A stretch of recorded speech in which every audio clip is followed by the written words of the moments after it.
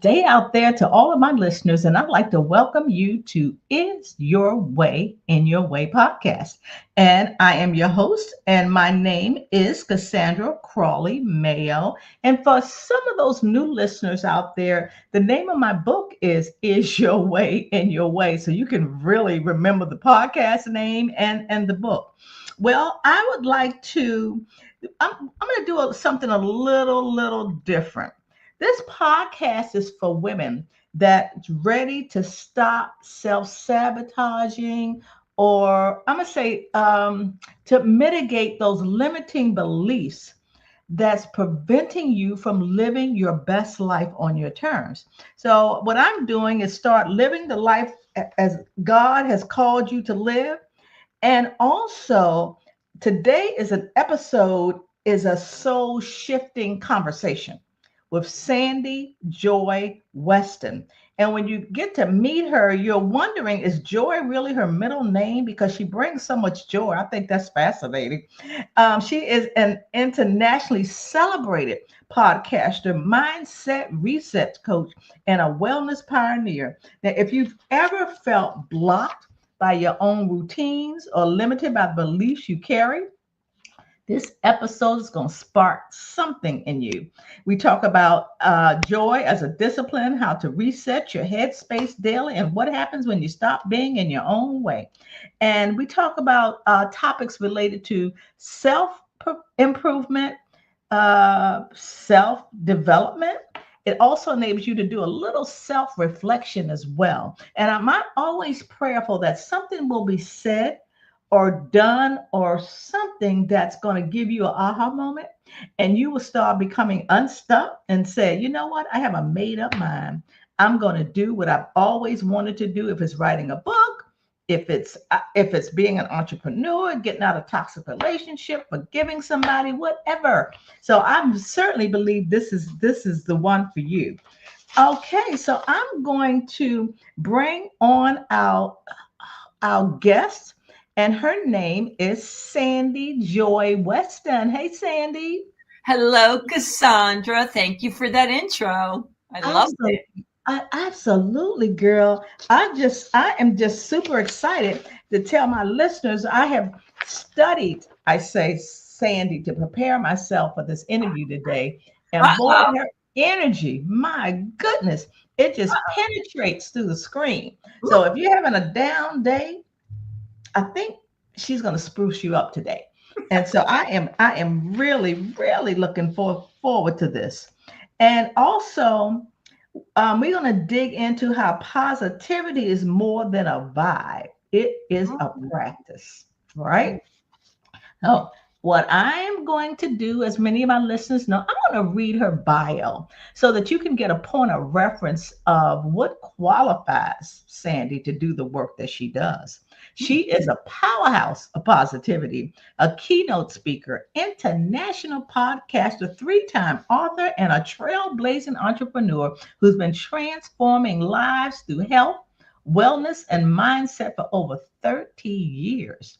From becoming the first female trainer for the Philadelphia Flyers and also Eagles and a 76ers dance team, to leading national wellness movements, Sandy's mission is clear: to shift the world's energy one joyful moment at a time. Through her global platform, SJW Productions, Sandy Joy Weston, and podcasts like Let's Keep It Real and Positive Power Lady, she uplifts others with tools for resetting the mind, celebrating the body, and embracing life with a purpose and a power. Wow. Hey, Sandy. Hey, listen, how did your early experience shape your health and wellness philosophy? What was going on in those earlier days for you in that backstory? Oof. Let me take you back, Cassandra. Let me take you Okay. back. All right. So, my entire life, I've always believed that there was something bigger than me watching out for me. My entire life. Like was born coming in like, yeah, I may not have it going on right now, but don't worry. Uh-huh.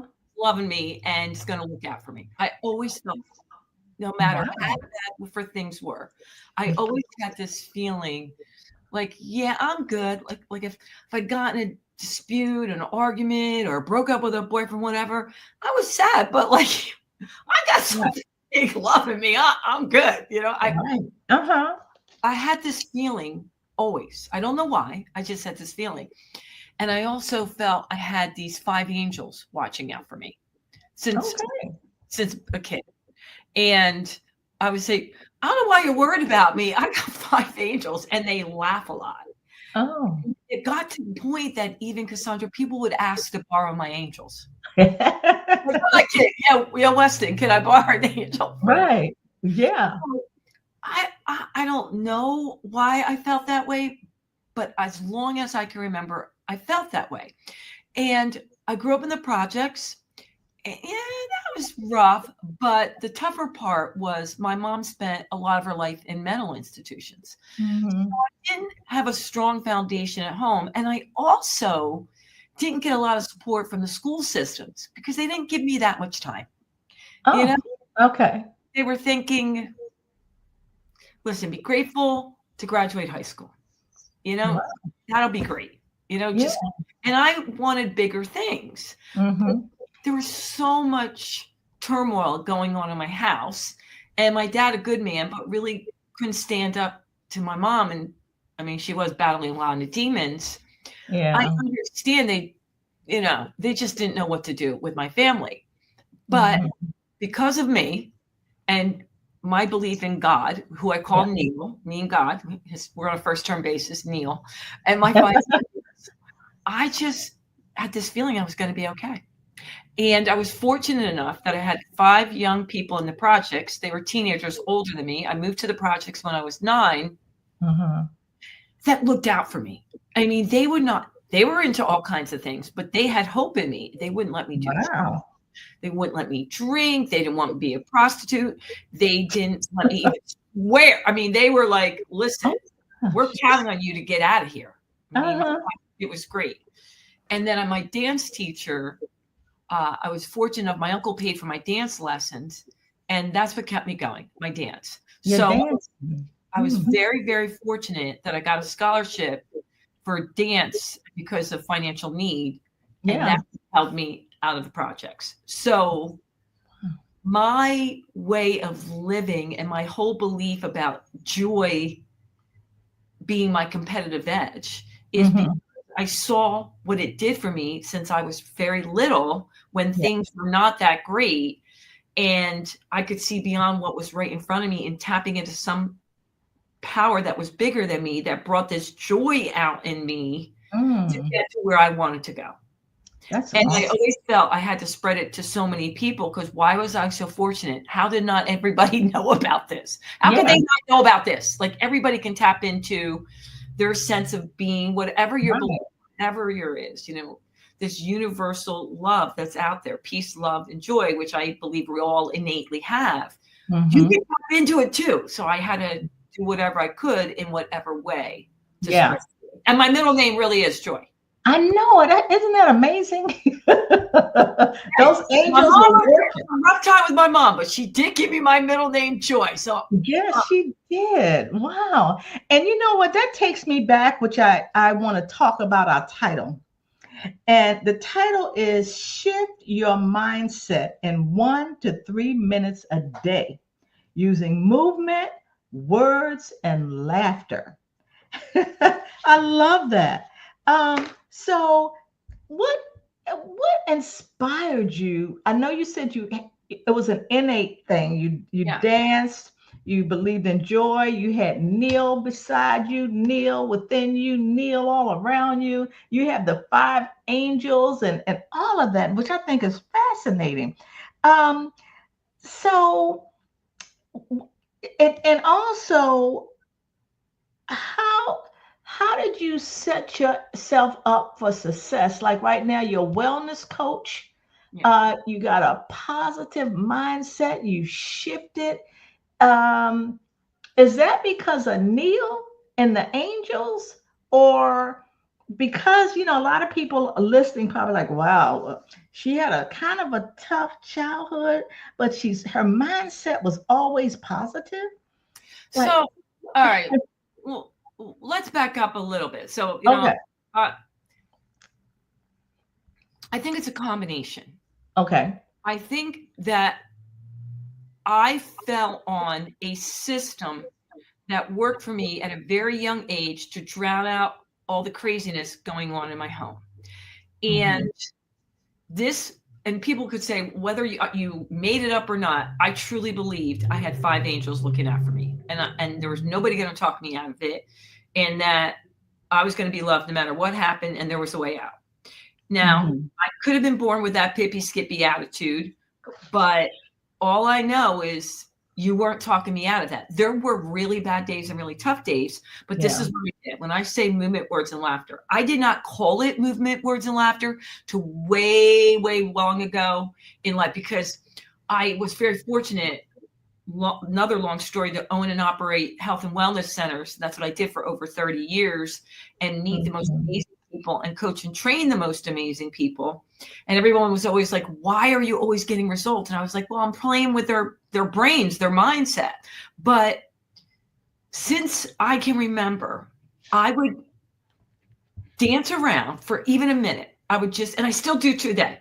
So I used movement to take my level up to the, a notch, put on my favorite tune.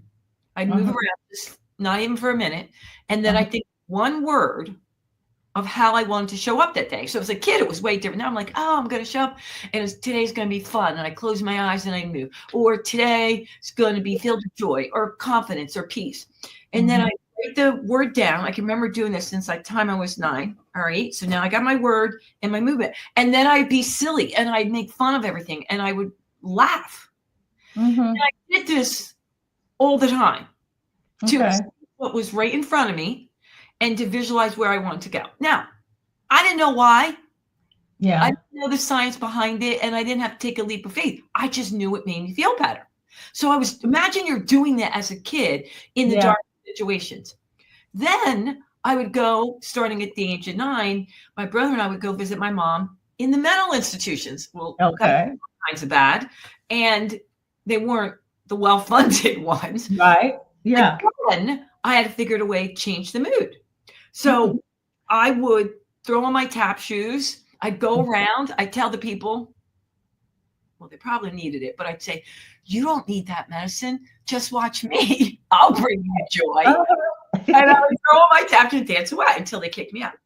But I saw at a very young age, in a very extreme setting, how in that little amount of time, I could shift energy and give them hope and me hope. And I know instantly I had to do this somehow my entire life. Now, there was no label for it. I just was doing it. And then years and years later, I'm showing people what I do. Like I go out on my front porch every morning and I do this. I don't know if I can stand up, but I'll do it seated. I go, I am strong now. And I'm dancing. I am love now. I am powerful now. I am filled with joy and abundance. Peace be with you. And I do that standing out my front porch. I do that every single day. And I my word for that day. I do my movement. I look at something like a squirrel that makes me laugh. And that's how I start every single day. And I write down the word. And I remember somebody saying to me, that's movement, words, and laughter. I'm like, what? They're like, yeah. And it became movement, words, and laughter. I'm like, what are you talking about? And I was thinking years ago, well, everybody must have their system they do every day before they go out in the world. Then I realized they don't. Sometimes it's hit or miss. So my goal, starting even back when people didn't journal, was to get people to realize it's not complicated and it's not time consuming. It's just every day making an effort, whether it's 1 to 3 minutes a day, to get in that mindset. And what are you going to do to shift it? You might not be doing that dance out in your front porch. What are you going to do? Wow. So listen, do you wake up and journal? Like you just said something about journaling. Wake up. First, I take a few deep breaths, do a body scan really quickly in a few seconds. Nothing I do is time consuming. I don't even have to superpower for that. And I think of the word, like I do check where I am. So if I'm really anxious, then I'm going to say my word is calm, because you don't want to go way up here. If I'm feeling pretty good, my word is pop or joy. I think about it. I come down the steps. I push the button on the coffee pot, let it brew. I go out my front porch in Philly. I don't care what the weather is. And I do my movement, words, and laughter. And then I come in and I journal every day. Wow. And it's not long. Sometimes it's longer than others. It's my power statement, my word, my affirmation, and what I'm grateful for. And then I send love, peace, and joy to people in my family, and then people that I know need it. And then people that are really irritating me. And me and Neil always have conversations about that. Oh, like, yeah. Neil? Okay. Right. And I do that every day. Not long. It really doesn't take long. And then the coffee's done. And I go get my coffee. Wow. Listen, what value do you see in journaling? It sounds like it's valuable to you. What value would you share with my listeners about that journaling? I'm so glad you asked, Cassandra, because when I first was doing it, it was a rough road. Nobody wanted to do it. And I remember I gathered what I called the powers to be. I gathered all these scientists in my office at my health club in Center City. And I was fortunate enough, I was right near University of Pennsylvania, so I could get all these science. So I had neuroscientists, exercise physiologists, I had nutritionists, I had sports psychologists, I had gurus, I had spiritual leaders, and they helped me come up with creating a journal to see, would it really make a difference in someone's life? If they journaled 5 minutes, it was a prompted journal. Yeah. And there was some research saying that you're 40% more likely to reach your goals if you write it down. But we wanted to put it to the test. You know, we really wanted to get it out there. So we spent, after they got done arguing, we came up with a 5-minute journal that would prompt you. Like it was supposed to be prompting you, so you were not just writing it yourself. And I put it out to people, and in 1 year, only one person did it. And I was like devastated, because these were highly motivated people. Yeah. And my professor said, well, Sandy, no one's going to spend 5 minutes a day doing something to improve their life unless they already believe it's going to work. I'm like, what? Why didn't you tell me that? Like, you got to find out on your own. And he said, make it 1 minute to 3 minutes and they'll do it. Because now, whether they believe it or not, it's worth the effort. And then what will happen is, once they see it working for 30 days, they'll go into the next and the next and next. And that's why it's 1 to 3 minutes. But there's a couple reasons. One, the one thing it absolutely does do is it keeps you focused on what you're going after. When you see it, when you write it, you reflect upon it, what you're going after, what you want to achieve, you're more likely to go, oh, at the end of the day, oh, I wanted to do this. My word was joy. I wasn't really coming from joy.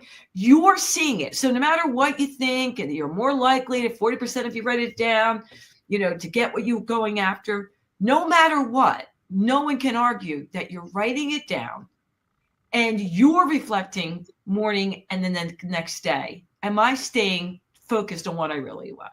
And then the second thing is, for many, it's also a way to get a lot of their feelings and emotions out. So these are prompt journals that I'm giving, but then a lot of people will journal and write feelings and emotions to get it out of their body, because you're all healthy. You're not joyful all the time. You're angry, you're upset. Right. So how are you getting it out? Some people go to therapists, talk to a close friend, hug a tree. Another way to get it out and work through things is to write it down and get it out of your body. And then in addition, you're more likely to reach your goals because you are writing it down. And there is a body-mind connection when your brain sees you writing it down. And I'm a firm believer in writing it, not typing it. Okay, writing, not typing. Now, why would you handwrite opposed to typing? What's that about, you think? I know there's been a lot of studies done on the benefits of handwriting besides typing it, and I don't want to quote it. I could get back to you on that. I remember reading them, the benefits, but I know it is different when you're sitting there in your own handwriting and writing it versus it just seems so cold to me when you're typing it. Think about it. Yeah. Even without knowing the research and studies, I know it feels different when I'm handwriting a card versus typing a letter. Right. Because today's society, we don't handwrite. We don't send cards. Everything's on the computer. Everything's social media. If a thank you card, they'll send a thank you card on the internet. I have thank you cards. I'm sending 2 more out today. I am known to handwrite and send cards. Wow. Yeah. It means something. It does. It's so impactful because if I get a handwritten note, I'm like, wow, they thought enough about me to take the time. It's not superficial. It's like, it's not like, okay, they did this, my computer spits it out. You send them a note, spits it out. It's not automatic. It's not automated. It's real, And it makes me think about, I was just sharing with someone else that my therapist asked me one day, did I like myself? And I looked at her, I'm like, huh? She said, it sure took you a long time to figure it out. I'm like, well, I never really. She said, so this is what I want you to do. I want you to write it out. I want you to write out, what is it about you that you like? Ooh. No typing, no editing, just write. And man, when I started doing that, it was amazing because, we all think of the negative. We think like, well, I don't know, they say 80,000 thoughts a day and, and 70 to 80% are negative. So when I wrote, I'm like, wow, I do have some great qualities, because we're so busy thinking about the negative. Yeah. So I don't know the science behind it either, but I know it works for me. And it works for you. Yeah. And so many people, once they do it, they're like, wow, there is a huge difference. And listen, whatever way you're journaling, it's good. So if it works for you, the electronic, it's better than not. But even just a little bit of writing. Right. Now, I read somewhere where you help people unlock their potential. How do you do that? Like my listeners, a lot of them are stuck. There's certain things they want to do, but they're not doing it. How do you help people unlock their potential? So for me, it's different in how I see them before I meet with them. So for example, interesting. I find out about them. You do like a discovery call, whatever. I find out, why they want to meet with me, for example, what is it that they want to do? And then I really do. I spend some time visualizing them where they want to be. So I hold space for them when they can't hold that space or they're not capable of seeing. Yeah. Because so many people did that for me. They saw something in me before I could see it. We all need that. We all need it. I was going to say at times, but all the time. Yeah, that's true. When you say you can't get out of your way to get out, we all have that. Right. It's no matter what degree. And so I'll see them where they want to go. And I hold that space. And I do a lot of my own energy work on visualizing, how am I supposed to help them? Why am I here? Why am I in their life? How am I supposed to serve them? And then when I meet them, it's really not what they're saying. I can feel their energy of where they are and if they really believe what they're saying or if they are doubting it. And so from that, I start little bit in working on debunking some of the beliefs that they didn't even know they have about a certain situation. Okay. So for example, there's 3 main areas of your life at any given time you want to up level. 3 main areas.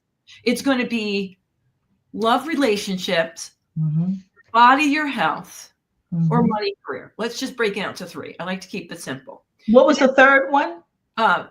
Money, career. Right. Okay. So you have love, relationships, right, body, health, money, career. And at any given time, they could be all three, but there's Mhm. always going to be one you want to up level, right? Yes. Right. All right. So no matter who you are, if they pick that area, like what area would you like to start focusing on? The other areas will come along anyhow.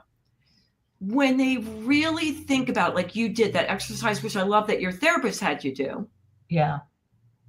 If you didn't have negative chatter, I don't even like to say stuck, but taking over for now, you Right. have what you wanted. That's just as simple as it is. Mhm. So I allow them that space to feel really good about who they are, like not judge it. Like it's okay. You have these thoughts. They're not good. They're not bad. They're not right or they're not wrong.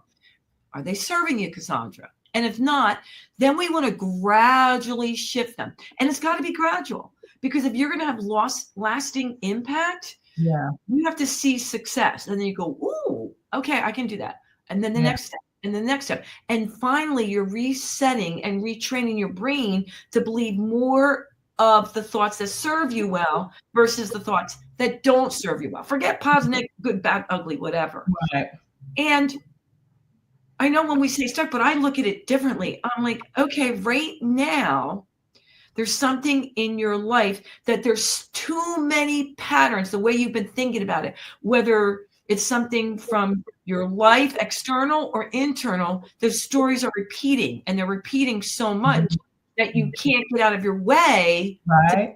to be able to see that possibility. But you got to allow them to feel so safe and secure that it's okay that you had these thoughts about yourself. And like you said, Right.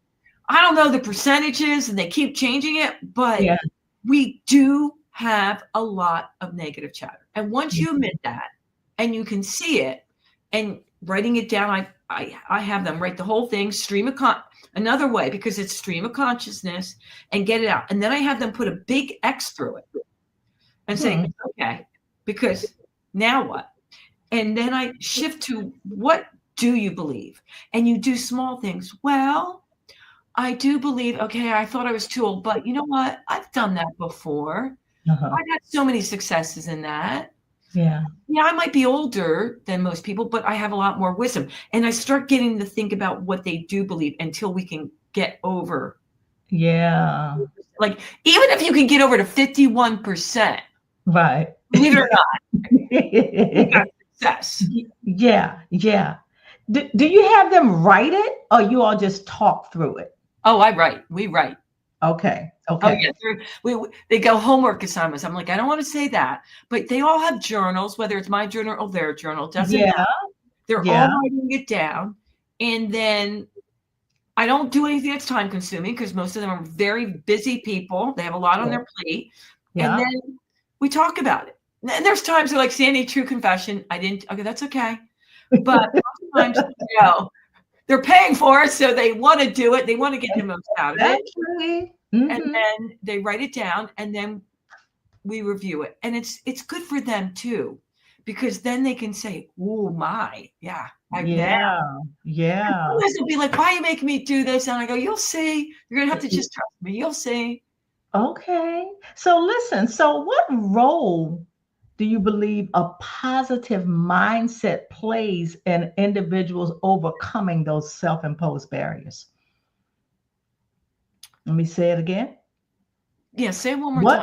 What role does a positive mindset play in overcoming self-imposed barriers? Okay. Do you mind if I shift it a little bit? No, go ahead. Okay. So let's look at it because I know I don't want people to feel like you need to be, this is really so important for me that people understand this. Okay. Having a powerful mindset means you're coming from peace, love, and joy more than you're coming from thoughts that don't serve you well. Even if you didn't look at like positive and negative. Innately, your spirit is peace, love, and joy. A powerful mindset is tapping into that more than they're tapping into thoughts and beliefs that don't serve them well. That's good. Right. And I'm just shifting a little because I can tell you from my clients, and most of them have achieved a lot, but what they Mhm. don't want, I'll tell you what they say to me all the time. They don't want to one day feel great because they landed that big deal. And then when they don't have that big deal, they don't feel great. Like Right. banging around like a ping pong. They want to happen to life more. They want to feel that innate peace, love, and joy. They want to show up with it more and not like which we all want, the external situations affect us so much. It will affect us. Yeah. So look at it more like you embrace all your emotions. What and not even looking at them like positive, negative. They don't serve like anger, frustration. They all serve you well. It's just what are you going to do with them? It's Uh-huh. more about being honest with yourself. Nobody else. You could be your dog, could be your therapist, could be a tree, but you at least have to be honest with yourself about how you really feel about a situation. Mhm. Once you're really honest about yourself, about what you feel, then you can shift it to thoughts that will serve you well. Because then you're going to be like, okay, it's not bad that I'm angry. I feel hatred. I feel jealousy. But is that going to get me where I want to go? No. So Right. I'm going to allow myself not to get stuck in there so that I can shift out of those emotions quicker so there aren't those barriers for me to Mhm. get where I want to go. But I think the thing is, I want people to realize they don't have to push those emotions down, because I do find with a lot of people that really want to serve and are really good people, the thing that trips them up, they push those emotions down because they think I shouldn't feel them. I shouldn't be Exactly. angry. I shouldn't be jealous. I shouldn't feel hate. Well, you're not a robot. You know, Right. God, we are human beings. That's right. And it's okay to feel that way. But the more that you're honest with yourself, at least, on what Mhm. you're feeling, you are going to break down those walls and barriers because you will get them out in a healthy way. For me, I journal, Mhm. I talk to Neil, I Yeah. talk to my dog, Uh-huh. and I talk to trees. I go Uh-huh. out, me and trees, we have great conversations. And that gets it all out of my system. So I go through it quicker. Mhm. Even my husband or son will know when I'm out in the porch, like, oh no, she's talking to Neil. Like, and Right. sometimes we argue. Are you sure? But Yeah. it's and I get it out of my body because your body does keep score, so Mm. that you're breaking down those walls, you're breaking down those barriers, so that you can then have more of that innate peace, love, and joy, which is where your power really is. I hope Mhm. that answers your question. I love that. That's awesome. I love that. I like your um, shift.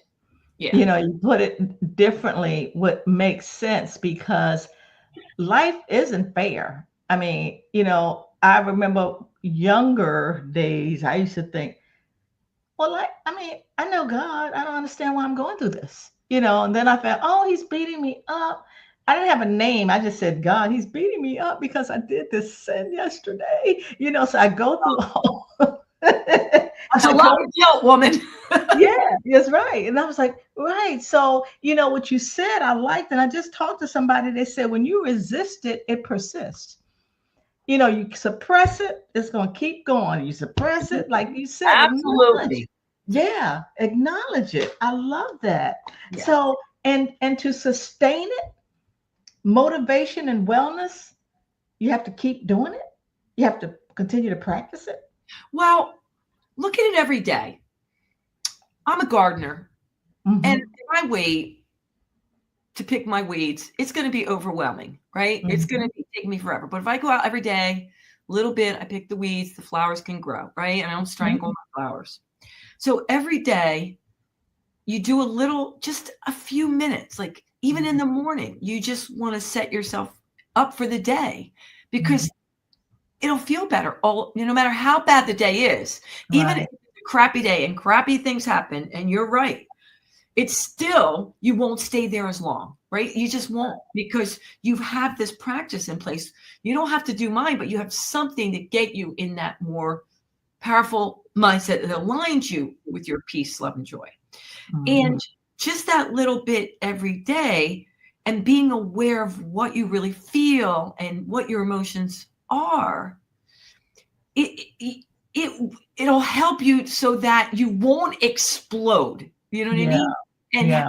have some of those volcanic days. Not that they won't happen, because they will, but Yeah. they'll happen less. And Mhm. again, I'm not asking for anything that's time consuming, because I think it's more time consuming to spin around. How about those thoughts that you spin out of control? You get a thought, another thought, you get another thought. You get nothing done. You're spiraling. Nothing. Next thing you know, you're spiraling out. Oh my God, she hates me, blah, blah, blah. Jen Kennedy, I can't believe she didn't call me. Why didn't you call me? Blah, blah, blah, blah, blah. Right. Find out she's on a 2-day retreat. You know what I mean? Like, there's all these things. Mm-hmm. So that we spin our head out of control. Wouldn't you want to just gradually train your head to think more of a thought that's going to serve you well? Right. No downside to it. That's right. That's right. And listen, as you talk about this, one thing I always say, these are things you can't do by yourself, because a lot of individuals don't want to put their dirty laundry out. But if you want the help, because we all need it, you know, like, oh, I can do this. I don't need the journal. I can think my way. I can positive think, blah, blah, blah. But we're not here to be alone. And you get somebody to help you. If it's a therapist, if it's a coach, is it yourself? Is it me? Somebody out there, because you can't do it alone. And that's that's right. You say, I get, not, you don't have to put it all over social media, that's for sure. But find somebody you trust.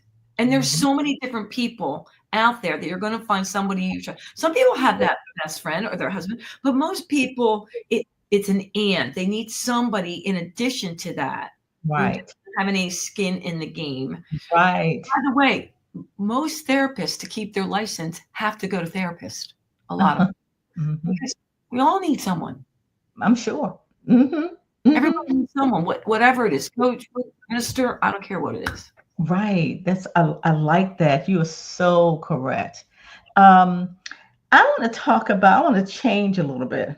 Well, let me ask you this. What personal growth have you seen in a client? Like, just think of two of them, and what, this was then, this is now, based on your practice and you coaching them. What personal growth have you seen as a result of all that you've talked about?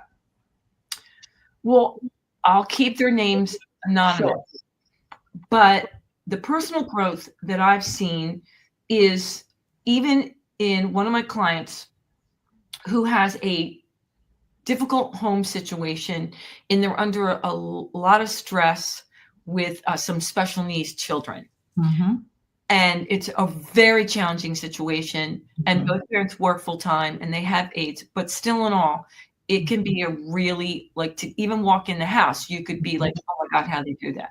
And these two people, especially the one I've been working with for a few years, was able to see that she could get stronger and stronger on how she showed up with joy or peace or love, so that even though the child wasn't changing, she could change the situation and change how the encounter was. It wasn't going to be totally gone. Of course, there are going to be trying days, but at least bring more what she wanted, more joy in the home.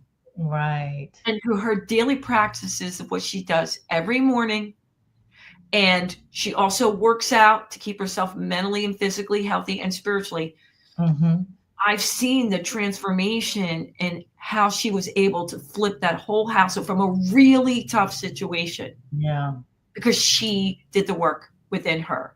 And I've seen that with some of my male clients too, where they're like, I'm never going to be able to switch this work environment. It's too toxic. And my boss is this way, the owner, and it's the CEO of the company, and I can't convince him. I'm like, I don't want to change him. Yes. I don't want to change him. We're going to change the way you show up. And that is going to change the way they encounter. And most people are like, whatever. But then I see it. And they see it. I'm like, they didn't change. What's the you changed? Wow. And here's the deal. Good, bad, or ugly. The most powerful energy wins, right? So if negative energy is higher, it's going to win. And if it's positive, it's going to win. Whatever energy is going to win. So Right. when you take the time, which I do, when I go into a difficult situation, I spend more time preparing to show up with pure joy in that situation because I know what I'm going into so Mm. that the energy can come up Right. and I'm Yeah, not going down with their energy. exactly. Exactly. Wow. That's good. That's good. I want to change up a little bit. There are two things that I want to know about. I want you to tell us about the Philly street line there. Okay. Uh-huh. That sounds very entertaining. It was. So, oh my gosh, that was so fun. So, I think it was a while, like in 2000, 2001. Philly was voted the fattest city in the Right. country. Uh-huh. At the time, I had a health club down at 19th and Market, right like a few blocks from City Hall. And I thought, Mhm. well, here I am owning this health club. I got to do something. I have to do something. So I tried to get a meeting with the mayor. I couldn't get a mayor with the mayor. And then he brought in a fitness czar, the wonderful Gwen Foster, Uh-huh. who was in health education. And I tried to get a meeting for months with them because I thought, I really want to help the city. I Yeah. thought, I really want to make a difference. Not that what they weren't doing was impactful, but I had it to you. So finally, after like 3 months, I got a meeting with Gwen Foster, who was then their fitness czar, who was going to help with the situation. And we're Uh-huh. sitting around with all these people, Cassandra, and I can still remember it to the day. I didn't have an idea. I didn't know what, but they were sitting and all of a sudden I popped up. I go, I know what'll work. And she's like, Miss Weston, I, the city needs a line dance. And she goes, what? Uh-huh. I go, Uh-huh. yeah, we love to dance. We need a line dance. And think about it. You want people to move. You know, Right? all these initiatives and all these emails, it's not going to do it, but they want to laugh. They want to smile. They want to enjoy moving. We can have Yeah. kids doing it. We can have seniors doing it. You can have people in the hospital. Like there's a way I can create the dance that we're going to do it. So she's like, okay, do you have a dance? And I'm like, not yet, but give me a week. So the Philly Street Line dance. Well, Cassandra, what happened next? I had no clue. This Uh-huh. dance took off. They even had Leon Huff create music and a song for the Philly, like do the line dance. And I called Uh-huh. it line dance after Mayor Street, Philly Street line dance. And I was teaching it in schools. The kids were popping and locking it. We had people doing it in Wow. hospitals. We had people doing it in senior centers. It was all over. We were doing it on the art museum, state, you name it, we were doing it. I closed down Market Street and we had firemen doing it on top of the this line dance. So simple. I mean, it was just something like that came from Joy, took Yeah. over, but it brought this city together. They Yeah. realized everybody can move at some, and I put, some boxing in it, of course, for Rocky and everything. And then what took off is that, oh my God, a dream come true. Here I am at 40 years old. I taught the line dance, which they took up a notch, to the 76 dance team. And I performed it with the 76 dance team when I was 40 years old. No one can believe it. There I am, 40-year-old out there doing Out this there. dance with Find the it. Right.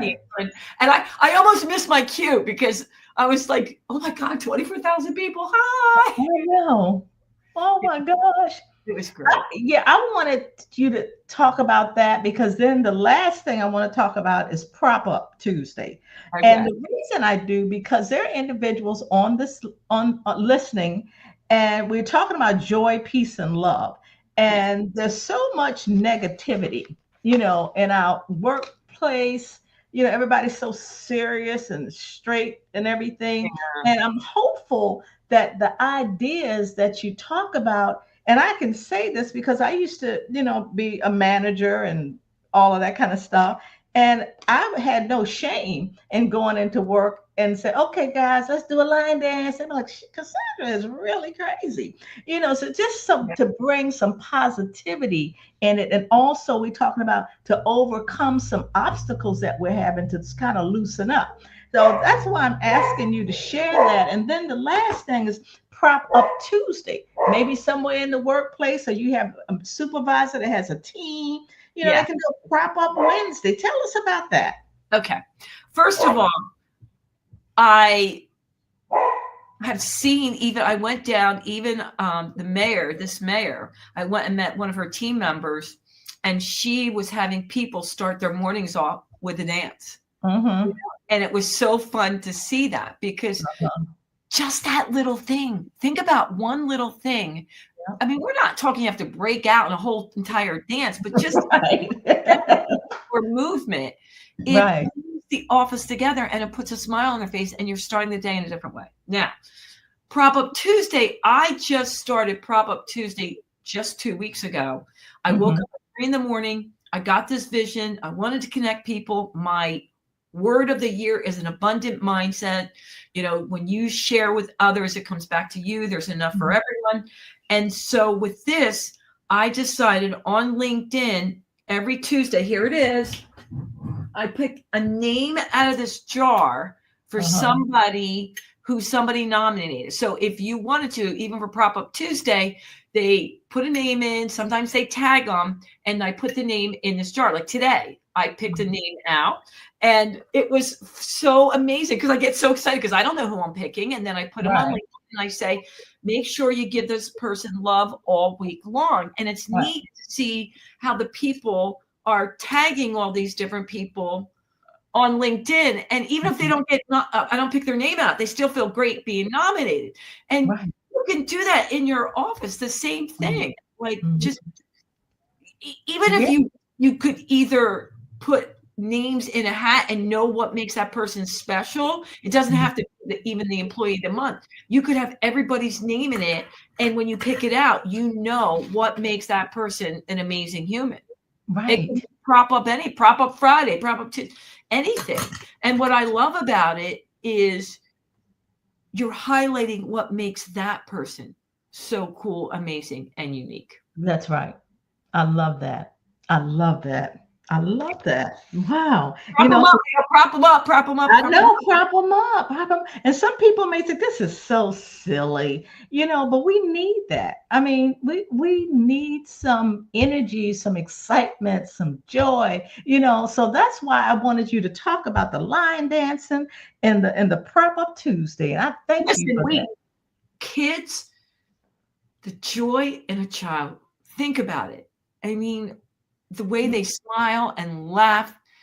Okay, we're not going to be as carefree because we know a little too much, but the more you can be childlike, I'm all about it. That doesn't mean you're not a brilliant business person. They're two separate things. Exactly. I remember one of my mentors, Ed Snyder, who owned the Flyer, said to me, Sandy, your best weapon is going to be, you're going to be underestimated. I'm like, why am I going to be underestimated? Because you're too joyful. Your way to be happy and smile, no one's going to think you're a serious businesswoman. I go, that doesn't even make sense. Because it does, because you would have to be like your face. Yeah. And that's what makes you brilliant. I'm like, well, that's the dumbest thing I ever heard. But he was right. I would get in so many doors because people didn't see me coming because I was just too happy and joyful. And then look, and some of them didn't want to see, like, she's too happy for me. I don't want to see her right now. So I always say, joy is my competitive edge. That's right. That's right. A competitive advantage. Wow. Sandy, how can my listeners get in touch with you? Very easy. Everything is Sandy Joy Weston, Weston. You can go to my website and fill out the forms there. I'm on LinkedIn, Instagram, Facebook. Sandy Joy Weston, MED, Master's in Education. Some people think I'm a doctor. I'm like, not a doctor, Master's in Education. Master's in Education. Yeah. Okay. Well, I just want to thank you for being a guest on my show. This was what I thought it was going to be, very energized, and I'm certain we energized individuals, and we have some school teachers on here that may start line dancing and pop up on Monday morning. That would be great because that would be awesome. Yeah, that would be. So listen, my listeners, I know that something said in this podcast has resonated with you, and I ask that you share it And it's also going to be on all podcast platforms, but please share this. And when you do, I'd like for you to click subscribe, like, and that would be so appreciative. And let's spread the joy and the peace and the love to individuals, because what you put out there, you'll get it back. And again, Sandy, Joy Weston, thank you so much. I appreciate you and all my listeners. Like I always say, bye for now and God bless you. Toodles. Okay, bye.